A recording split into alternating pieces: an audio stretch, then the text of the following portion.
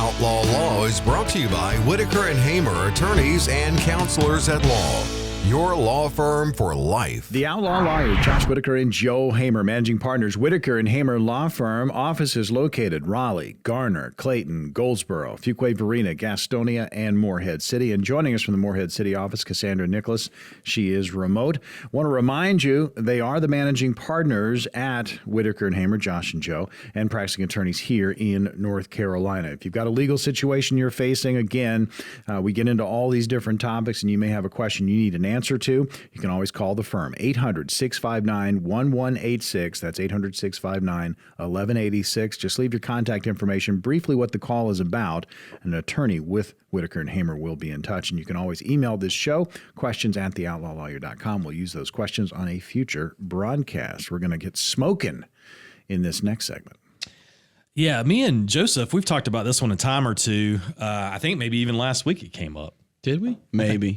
It's one of our soapbox issues. Yeah, it's one of we did. I think you're right. I think we did. I think you're right. You got all puffed up about it. I remember that. I remember. Yeah. So this week, some North Carolina legislators, I think it's 7, 8, maybe 9 legislators sponsored a bill. It's odd when you have that many people sponsor a bill. It's not customary. Usually it's 1 or 2 people sponsoring a bill. But we got a lot of people who sponsored a bill to basically legalize certain amounts of marijuana in all forms. This isn't medicinal. This isn't, this is recreational. This is just marijuana in all forms up to a certain amount.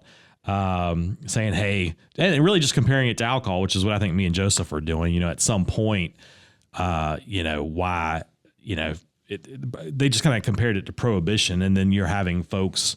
This is what me and Joe were getting to. You're having folks getting locked up, right? We're having to pay police officers to put their lives in jeopardy to arrest people who, have a small amount of marijuana on them. And sometimes that just doesn't make sense to me as an attorney. I don't know, Joseph, maybe it makes sense to you. No, I always come back to you look at it, and alcohol being something that's legal, that you can drink. We just did a whole segment talking about how much you love Jack Daniels and you like to pound it and how you want Capri Suns that are alcoholic. And, but yeah, it's kind of nuts to completely keep it illegal, considering the fact that I don't think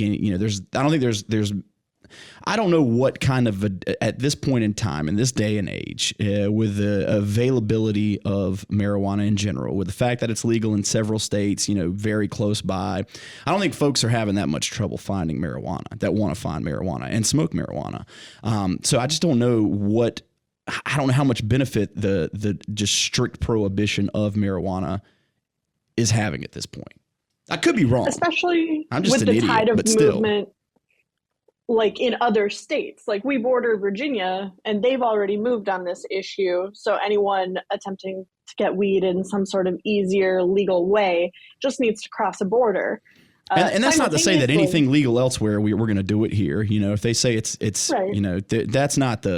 That's not really the point. But at the same time, there's several other factors that play into it as well, right? But I just don't know what the benefit is to keeping it completely prohibited at this point. And I think you can make an argument that there are several benefits to some form of legalization.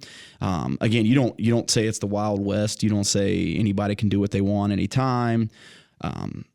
But I don't know what you really lose in that sense. Yeah, I'm usually the guy, like, I think everything was just fine the way it was in like 1987, right? 1987, everything was fine. We didn't need to change anything, but I would change this law, just what it does to people's records, right? Just people getting tagged with possession of small amounts and then having to work to expunge that, or, I've known people who had more than a small amount, right? Who've ended up in federal prison, and I just don't know if these are the kind of people, if we're going to have to pay for prison, pay for people to enforce laws. I'm not sure a lot of these folks who are getting put away, as a society, if we all came together and looked at it reasonably, I don't know that we'd all agree that this is the best use of our limited resources. We do have limited resources. That's a good point. And, if you were really trying to make a pro marijuana argument, you could argue that, there's a potential to generate substantial tax revenue to potentially increase the resources and then double down and use those increased resources for violent crime and the other things that you would argue that we should potentially care more about. But again, we don't take sides here, man. So I'm not making that argument. I'm just saying someone could make that argument. And someone could also make the argument that marijuana is terrible and there's lives that it's ruined. And Sure. I think that's the case. You know, I'm not someone who's going to sit here and say there's no problem with it whatsoever. Let folks smoke it unfettered, unregulated. You know, I don't think that's the case either. But I think a lot of the things you can say about it, you make the same argument about alcohol very, very easily. And to me, these laws aren't seeking to just make it a free for all. You still have restrictions in place that will be enforced, that will regulate and, you know, keep it out of the hands of the young kids and things like that, the things that we have a societal interest to protect. But you can still get some benefit of it. You're not sending folks to jail for it that, you know, are arguably using it responsibly. You're generating revenue off of it. I just think the pros outweigh the cons potentially. Yeah, I think at this point in time, it's hard to justify. Honestly, the way that we control alcohol is a little outdated too in North Carolina. But the way we treat alcohol and especially, you know, a drug like marijuana and we talked about gambling a couple of times. You know, the people that want to do those things are going to do those all things. three of those things at the same time sometimes. That's right. The people who want to do those things are going to do those things. I don't know if fighting those battles is really worthwhile anymore. I think it's a losing battle is what I think it is ultimately. You know, so I don't know. And it costs resources, Joshua. Yeah, it costs resources. It can ruin lives. And I don't know. I hopefully this gets somewhere. I don't know. So these are Democratic. I think these are 7 Democratic senators who introduced it. I don't know in North Carolina what the official Republican position is on if this is something they would cross the line to support. But I don't know, man. There is a dual track with this. You are talking about the bill recently introduced that would legalize just more generally. But just a couple weeks ago, the medical version of the medical marijuana one passed the North Carolina Senate. So there is dual track for legalization, depending on how broadly. Yeah. And that's good. You know, that's... I think that's going to be the standard nationwide sooner rather than later. So, you know, I think it's a foregone conclusion at this point. It's just going to happen at some point, It's one just way or the gonna other. happen at some point, I think. That's a prediction that I'm making. Unless some weird, crazy study comes out that says, you know, there's some unforeseen consequences that we don't truly understand. I don't anticipate that. But, yeah, I think that's the way it's going. I wonder if it'll move and flip federally before all states move to legalize. Yeah, that's weird because, it's still a controlled substance on the federal level, and there's been no movement on that issue in a long time, as far as I can tell. You know, they need to go. You know, me and my wife, we like Willie Nelson. We go to a lot of Willie Nelson concerts, and there's always a guy. Yeah, there's always a guy at the Willie Nelson concert. He'll talk to you about how marijuana is medicine.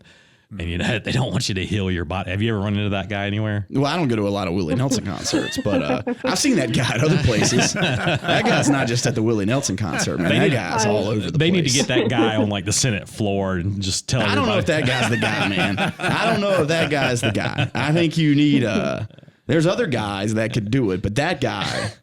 No, man. That guy, let that guy hang out at the concert with his people. Yeah.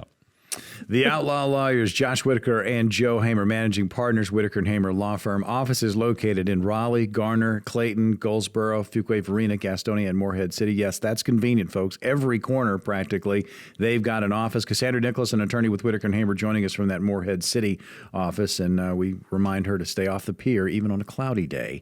Coming up on the program, we got more from the North Carolina, the state of North Carolina bill to eliminate pistol permits. That's going to be up next. next. So if you've got a legal situation that you are facing, you can always call the firm, 800-659-1186. If you've got a question about it, that's 800-659-1186. Leave your contact information, briefly what the call's about, and an attorney with Whitaker and Hamer will be in touch. And you can always email your questions to the program, questions@theoutlawlawyer.com. We're back right after this.